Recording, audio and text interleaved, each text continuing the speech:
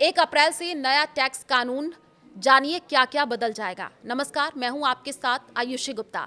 देश में income tax को लेकर के सबसे बड़ी शिकायत हमेशा यही रही है कि कानून बहुत जटिल है। आम आदमी के लिए ये समझ पाना मुश्किल हो जाता है कि उसे किस सेक्शन में क्या करना चाहिए और कितना टैक्स देना है। इसी परेशानी को दूर करने के लिए सरकार अब एक नया और ज्यादा सरल कानून लेकर के आई है, जिसका नाम है income tax act 2025।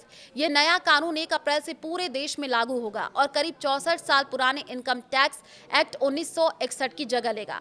Income tax act 1961 उस दौर में बनाया गया था जब भारत की अर्थव्यवस्था आज जैसी डिजिटल और आधुनिक नहीं थी। समय के साथ इसमें सैकड़ों संशोधन होते चले गए।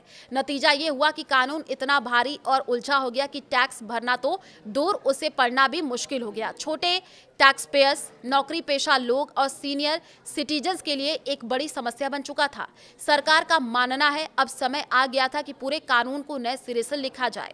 इनकम टैक्स एक्ट 2025 में क्या है? खास सरकार के मुताबिक नया टैक्स कानून लगभग 50% छोटा होगा।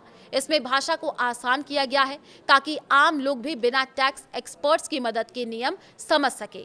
गैर जरूरी सेक्शन हटाए गए हैं। कई पुराने और बेकार टैक्स प्रावधानों को पूरी तरीके से खत्म कर दिया है। सरकार का दावा है कि इससे टैक्स को लेकर के होने वाले विवाद और कोर्ट कचहरी के मामले भी कम होंगे। टैक्स रेट वही, नियम आसान हुए हैं। देखिए, सबसे बड़ी राहत की बात यह है कि टैक्स की दरों में कोई बदलाव नहीं किया गया है, यानी आपकी टैक्स स्लैब वही रहेगी जो पहले थी। ये कानून रेवेन्यू न्यूट्रल है, मतलब सरकार की कमाई पर भी इसका कोई असर नहीं पड़ेगा। फर्क सिर्फ इतना होगा कि अब टैक्स भरने के नियम ज्यादा साफ और समझने में आसान होंगे। तो असेसमेंट ईयर का झंझट खत्म हो जाएगा। अब तक इनकम टैक्स में प्रीवियस ईयर और असेसमेंट ईयर जैसे मुश्किल शब्द लोगों को भ्रमित में डाल देते थे।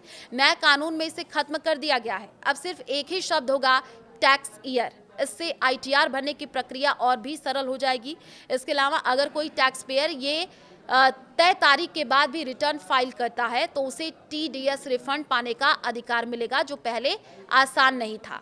सरकार ने ये साफ किया है कि बजट 2026-27 में टैक्स से जुड़े जो भी नए बदलाव होंगे, चाहे वो पर्सनल टैक्स हो, कॉर्पोरेट टैक्स या एचयूएफ से जुड़े नियम, सभी को इसी नए इनकम टैक्स एक्ट 2025 के तहत शामिल किया जाएगा।